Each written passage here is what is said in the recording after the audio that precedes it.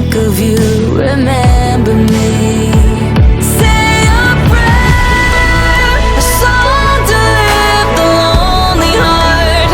All around the world a spark, lighting up the night. Say a prayer, a cry for every desperate life. We're not alone inside this fight. Hope is always near.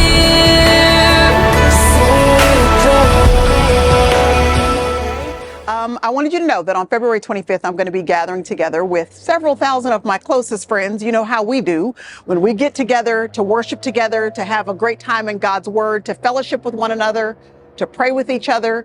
We don't just come to absorb, we also come to outreach. Every single city we go into, we find an organization that we all together can be a blessing to. And when we get together in Hendersonville, Tennessee, Grace Place is the organization that we're going to be together, you and me, generous towards.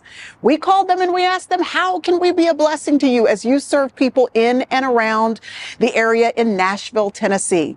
These incredible people of this organization, they make sure that specifically women and children that are dealing with homelessness, that they're not able to find a safe place to lay their head, that they have a shelter that they can go to where they are not only taken care of with the basic needs and necessities of life, but also where they're given job training, literacy training, where they're given basically a great foundation so that once they get on their feet, they don't have to worry about going back into a cycle of homelessness again. So we love how they're equipping people to know who Jesus is, to build their spiritual life, but also to fortify them in practical ways. So when we asked them, what do y'all need at Grace Place? They said there are 5 things that if the women coming together for Going Beyond Live on February 25th, if we could bring an overabundance of these 5 things, it would bless them in a real practical way. Okay, y'all, they need paper towels. They need, of course, some toilet paper. They need some spray cleaners like this one, but it can be any brand. This is a Lysol brand, but it doesn't matter. Just a good cleaner that you would use for your house. Bring some of these, some Clorox wipes, and some 5-blade razors. These are the simple 5 things that could be such a huge blessing to this organization. Can you imagine that if all 3,000 or 4,000 of us did our best to make sure we brought a basket full of these items with us on the 25th? Can you imagine the financial load that that would take off of Grace Place when they don't have to worry about these fundamentals because we've taken care of it for them? Not just, a month's supply, but there's so many of us, we could actually take the load off of them for a full year or more of needing to provide this for themselves. And if we did that, they could redirect those funds for things that are more impactful in the lives of those who they've been entrusted to serve.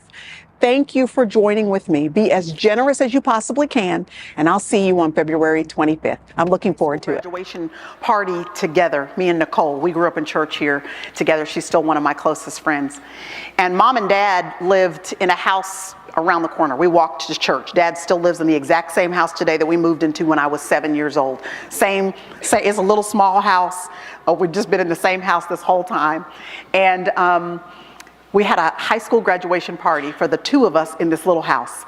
So it's small, so we had to all be outside. I can picture us right now outside in the grass having this graduation party. And as people do when they come to a high school graduation party, they bring gifts for the graduates. Nicole had a little table, I had a little table. And most of them were cards on those tables. And I remember not being upset at all about the fact that there weren't any boxes. I loved that it was cards because that meant that I could open up them cards and shake them to see if anything was going to fall out.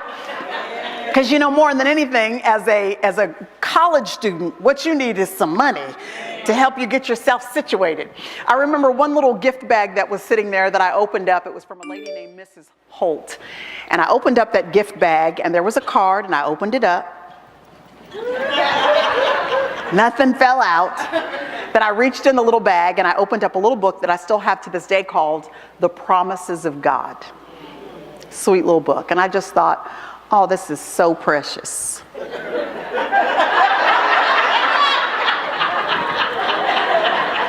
That's what I was interested in at the time.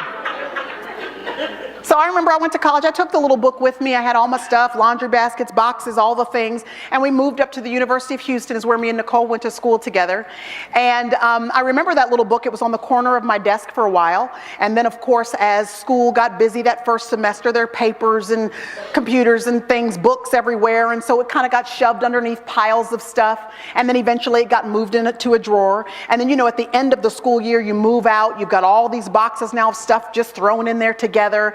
And so we went home for the summer, brought it back that next year for the second year, and it got further and further shuffled underneath stuff. And I remember it was in my third year, I was in my junior year at the University of Houston. I was digging through a drawer for something. There was that little book, The Promises of God, tucked in the back of this drawer. I had not seen or thought about that book in months and months and months and months. I didn't know at that point, honestly, if I had ever opened it. So I picked up this little book and I just kind of looked at it endearingly because Mrs. Holt is a sweet friend of our family's. And I was like, oh, this is so sweet. Mrs. Holt gave this to me. And I opened it up to the first page and it said, "To Priscilla from Mrs. Holt, we love you so much." And then I flipped open the pages, and out from the pages fluttered a $200 check.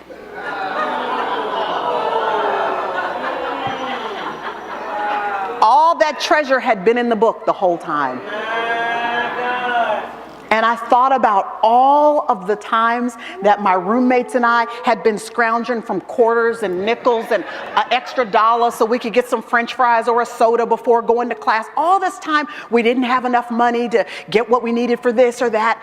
We were living so below the means that had been available to us if we had just opened up the book. Would have bristled against Elijah's sensibility because he was being sent to this unfamiliar place. Not only was he not going to connect with a king there, but he was being sent to a widow there, the weakest, most vulnerable person on the socioeconomic ladder in this day and age. She was a marginalized person and on the fringes of society. But in this grand, beautiful, sweeping view of the grace and the goodness of God, Yahweh sends his prophet across state lines, across territory lines, out of the boundaries of what would represent the nation of Israel, the people of God. He sends him in unfamiliar territory to a person that most people would have completely disregarded.